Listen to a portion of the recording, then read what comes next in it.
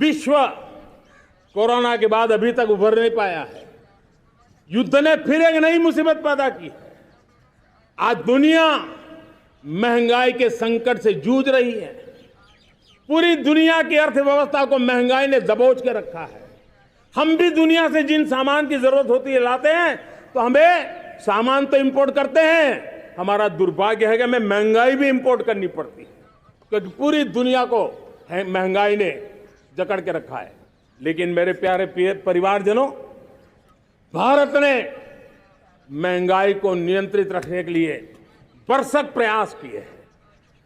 पिछले कालखंड की तुलना में हमें कुछ सफलता भी मिली है, लेकिन इतने से संतोष नहीं मान सकते। दुनिया से हमारी चीजें अच्छी हैं, इतने बात से हम सोच नहीं सकते।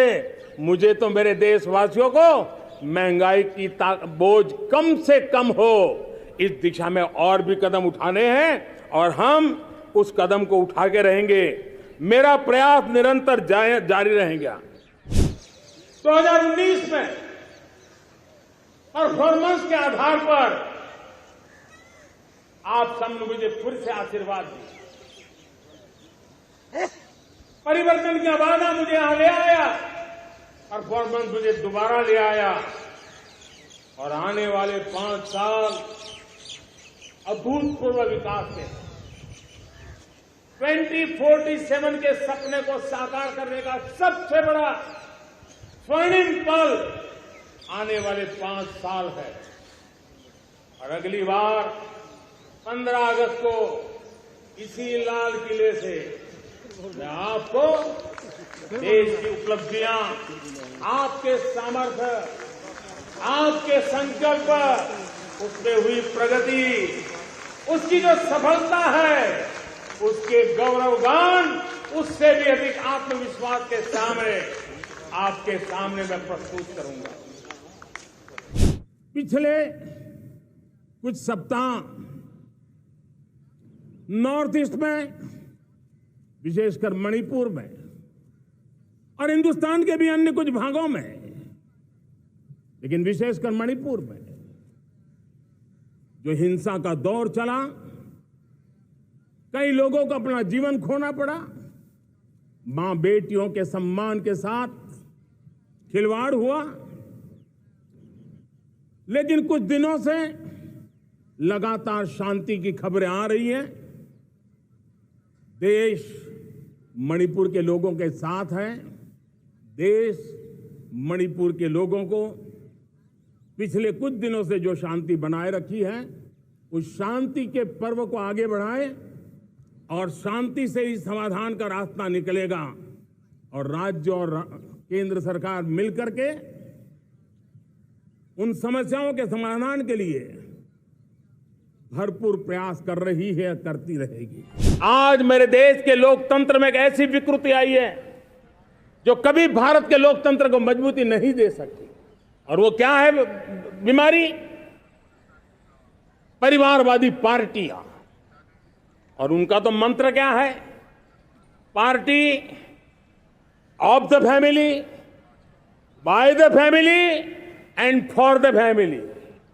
इनका तो जीवन मंत्र यही है कि उनकी पॉलिटिकल पार्टी, उनका राजनीतिक दल परिवार का, परिवार के द्वारा और परिवार के लिए, परिवारवाद और भाई भतीजावाद प्रतिभाओं के दुश्मन होते हैं, योग्यता को नकारते हैं, सामर्थ्य को स्वीकार नहीं करते हैं। और इसलिए परिवारवाद इस देश के लोकतंत्र की मजबूती के लिए उसकी मुक्ति जरूरी है। सर्वजन हिताय सर्वजन सुखाय, हर किसी को हक मिले इसलिए, और सामाजिक न्याय के लिए भी ये बहुत। उसी प्रकार से तुष्टीकरण ने सामाजिक न्याय का सबसे बड़ा नुकसान किया।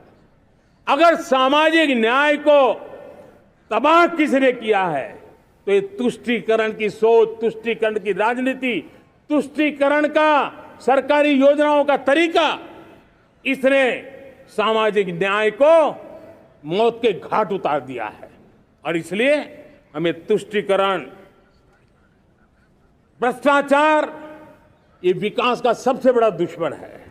अगर देश विकास चाहता है, देश 2047 विकसित भारत का सपना का साकार करना चाहता है, तो हमारे लिए आवश्यक है कि हम किसी भी हालत में देश में भ्रष्टाचार को सहन नहीं करेंगे। इस मूड को लेकर के चलना चाहिए। हमारी कार्य संस्कृति बड़ा सोचना, दूर का सोचना, सर्वजन हिताय सर्वजन सुखाय सोचना, यह हमारी कार्यशैली रही है। और सोच से भी ज्यादा, संकल्प से भी ज्यादा हासिल कैसे करना, इस ऊर्जा के साथ हम काम करते हैं। हमने आजादी के अमृत महोत्सव में 75,000 अमृत सरोवर बनाने का संकल्प किया था। उस समय हमने हर जिले में 75 अमृत सरोवर बनाना संकल्प किया था। करीब 50-55 हजार अमृत सरोवर की कल्पना की थी, लेकिन आज करीब 75,000 अमृत सरोवर का काम निर्माण हो रहा है। ये अपने आप में बहुत बड़ा काम हो रहा है। जनशक्ति और जल शक्ति की ताकत भारत के पर्यावरण की रक्षा में भी काम आने वाली है। 18,000 गांवों तक बिजली पहुंचाना, जनधन बैंक खाते खोलना, बेटियों के लिए शौचालय बनाना, सारे टारगेट समय के पहले पूरी शक्ति से पूरे करेगा। और जब भारत ठान लेता है तो उसे पूरा करके रहता है। यह हमारा ट्रैक रिकॉर्ड कहता है। 200 करोड़ वैक्सीनेशन का काम, दुनिया हमें जब पूछती है 200 करोड़ सुनती है, उनकी आंखें फट जाती है। इतना बड़ा काम ये मेरे देश के आंगनवाड़ी वर्कर, हमारी आशा वर्कर, हमारी हेल्थ वर्कर, उन्होंने करके दिखाया। यह मेरे देश का सामर्थ्य है। 5G को रोल आउट किया, दुनिया में सबसे तेज गति से 5G रोल आउट करने वाला मेरा देश है। 700 से अधिक जिलों तक हम पहुंच चुके हैं और अब 6G की भी तैयारी कर रहे हैं। हमने टास्क फोर्स बना दिया है। रिन्यूएबल एनर्जी, हम टारगेट से पहले चले हैं। हमने रिन्यूएबल एनर्जी 2030 का जो टारगेट तय किया था, 21-22 में इसको पूरा कर दिया। हमने इथेनॉल में 20% ब्लेंडिंग की बात कही थी, वो भी हमने समय से 5 साल पहले पूरा कर दिया। हमने $500 बिलियन के एक्सपोर्ट की बात की थी, वो भी समय के पहले $500 बिलियन से ज्यादा कर दिया। हमने तय किया, जो हमारे देश में 25 साल से चर्चा हो रही थी कि देश में नई संसद बने, पार्लियामेंट का कोई सत्र ऐसा नहीं था नई संसद के। ये मोदी है, समय के पहले नई संसद बना करके रख दिया। मेरे प्यारे भाई बहनों, ये काम करने वाली सरकार है, निर्धारित लक्ष्यों को पार करने वाली सरकार है।